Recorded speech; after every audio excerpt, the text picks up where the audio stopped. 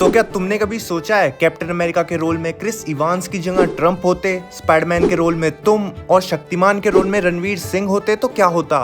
ओए, just keep quiet. हाँ, जब फैंस अपने फेवरेट एक्टर को सोचते हैं कि उन पे कौन सा कैरेक्टर सूट करेगा, चाहे वो मूवीज में हो या फिर टीवी शो में, तो उसे बोलते हैं फैन कास्टिंग। साफ साफ शब्दों में एक ड्रीम कास्टिंग जो फैंस अपनी इमेजिनेशन से करते हैं। तो इस वीडियो में मैं इंटरनेट से छान के मेरी पसंद की टॉप 10 फैन कास्टिंग लाया हूँ, जिसमें से अगर तुम्हें कोई पसंद आता है तो कमेंट में बताना। लेकिन वीडियो स्टार्ट करने से पहले मेरी एक रिक्वेस्ट है, एक्चुअली दो लाइक और सब्सक्राइब, लेकिन बिना तुम्हारा टाइम वेस्ट करे। मेरा नाम है तनिष्क और तुम देख रहे हो सिनेक्रंच। तो नंबर 10 पे आती है Jenna Ortega as White Tiger. White Tiger एक स्ट्रीट लेवल मार्वल हीरो है जिसका मिस्टिक टाइगर एमुलेट से कनेक्शन होता है और वही उसे पावर्स भी देता है, जो हमने डेयर डेविल में भी देखा था। व्हाइट टाइगर के अंदर काफी एजी, डिसिप्लिन और फायरिस एनर्जी होती है। जेना ओर्टेगा की नेचुरल एक्सप्रेसिव एक्टिंग एवायाला के लिए एकदम परफेक्ट है। हमने जेना ओर्टेगा को आयरन मैन 3 में भी देखा था, लेकिन अगर वो फिर से एमसीयू में देखने को मिल जाए तो मजा आ जाएगा। Number 9 Chris Hemsworth as Aquaman.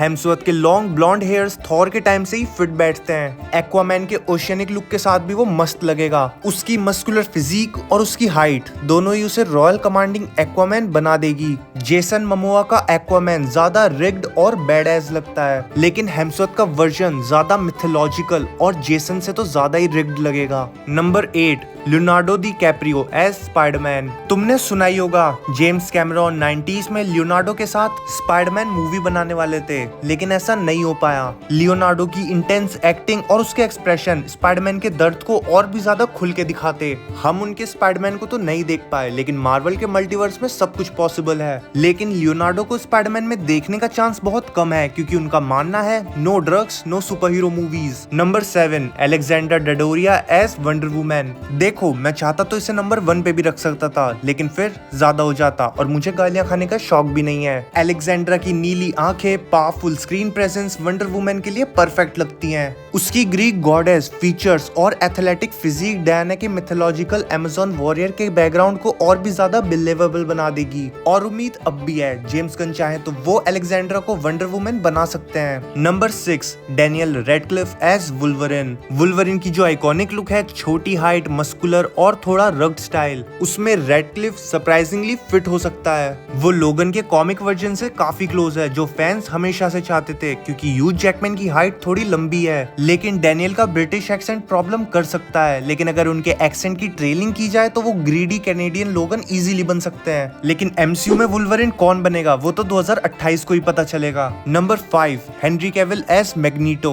तो मुझे एक्समैन 97 का मैग्नीटो बहुत पसंद है। उसका कैरेक्टर नॉर्मली ट्रेजिक और कॉम्प्लेक्स है, एक एंटी हीरो जो अपनी पास्ट ट्रॉमा की वजह से म्यूटेंट सुपरमेसी को बिलीव करता है और उसके अंदर बहुत दर्द है और अथॉरिटी भी। हमने हेनरी कैविल को विचर्स में देखा था कि उसके लंबे बाल उस पर कितना सूट कर रहे थे, और हेनरी कैविल की एक्टिंग में तो कोई भी डाउट नहीं है। अगर हेनरी कैविल को मैग्नीटो बनाया जाए तो वो एक मॉडर्न वर्जन इमेजिन कर सकता है। डीसी उसके साथ जस्टिस नहीं कर पाया, क्या पता मार्वल कर दे। Number 4 Tom Cruise as Green Lantern. Hal Jordan एक फियरलेस टेस्ट पायलट है जो रिस्क लेना पसंद करता है और हमेशा अपनी लिमिट्स को पुश करता है। ये ट्रेड्स ऑलरेडी टॉम क्रूज के अंदर भी हैं। टॉप गन और मिशन इम्पॉसिबल सीरीज देख लो, बंदा हाई ऑक्टेन एक्शन और स्टंट के लिए हमेशा तैयार रहता है। ग्रीन लैंटर्न की रिंग एक ऐसे बंदे को चाहिए जिसकी विल पावर और फियरलेसनेस का अनलिमिटेड कॉम्बो हो, और टॉम क्रूज की ऑन स्क्रीन इंटेंसिटी को परफेक्टली मैच कराती है। नंबर 3 जेक जिलेनहॉल एज बैटमैन। हाई सोसाइटी का एक सोफिस्टिकेटेड चार्मिंग बंदा जो अपने दुख भरे पास्ट को अपने मास्क के पीछे छुपा के रखता है। जेक के अंदर क्लासी और मिस्टीरियस दोनों साइड नॉर्मली ही हैं। उसके एक्शन रोल्स जैसे नाइट क्लाउलर, प्रिजनर्स और रोड हाउस मूवीज में वो फिजिकली डिमांडिंग रोल्स करने में प्रो है।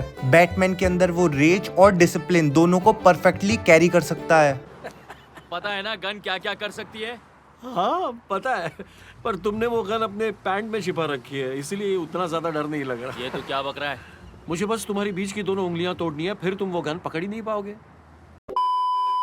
Number 2 Keanu Reeves as Ghost Rider. मेरे पास गोस्ट राइडर के लिए 2 नाम थे, कियानो रिव्स और रायन गॉसलिंग, और मैंने कियानो रिव्स को चुना क्योंकि क्यों नहीं, बंदा बाइक्स का बहुत बड़ा फैन है। कियानो रिव्स के अंदर ऑलरेडी वो मिस्टीरियस ब्रोडी और थोड़ा टॉर्चर्ड सोल वाली वाइब है जो गोस्ट राइडर के लिए परफेक्ट फिट है। जॉन विक सीरीज ने प्रूव कर दिया कि कियानो एक्शन सीक्वेंस में नेचुरल है। मोटरसाइकिल स्टंट्स तो उसकी रियल लाइफ हॉबीज की तरह है। उसकी डायलॉग डिलीवरी और साइलेंट गोस्ट राइडर को ज्यादा ट्रेजिक बना देगी। उन सबको बता दो, जो कोई भी मेरे पीछे आएगा, चाहे वो कोई भी क्यों ना हो, मैं उसे मार डालूंगा। मैं सबको मार डालूंगा। और लास्ट में आते हैं William Dafoe as the Joker. William Dafoe के जोकर के लिए फैन कास्ट करने काफी लोग ऑलरेडी इमेजिन करते हैं, क्योंकि उसका फेस स्ट्रक्चर और उसकी creepy intense acting style joker के लिए परफेक्ट लगती है। उसकी क्रीपी इंटेंसिटी जैसे द लाइट हाउस और स्पाइडरमैन में नॉर्मन ऑसबॉर्न जोकर के अनप्रिडिक्टेबिलिटी को और भी ज्यादा परफेक्ट कैप्चर करेगी। लोग ऐसा नहीं कर सकते मेरे साथ। मैंने शुरू की थी ये कंपनी, जानते हो मैंने कितनी कुर्बानियां दी है। तो ये थी मेरी इंटरनेट से निकाली हुई बेस्ट फैन कास्टिंग, और तुम्हें इसमें से कौन सी कास्टिंग बेस्ट लगी वो मुझे कमेंट में बताना। और अगर वीडियो पसंद आई हो तो लाइक करना। मैं फिर मिलूंगा किसी नई वीडियो में किसी नए दिन। तुम लोगों को देखकर लगता है कि तुम्हें बचपन से ही पी लिया है। ज्यादा पी ली थी क्या?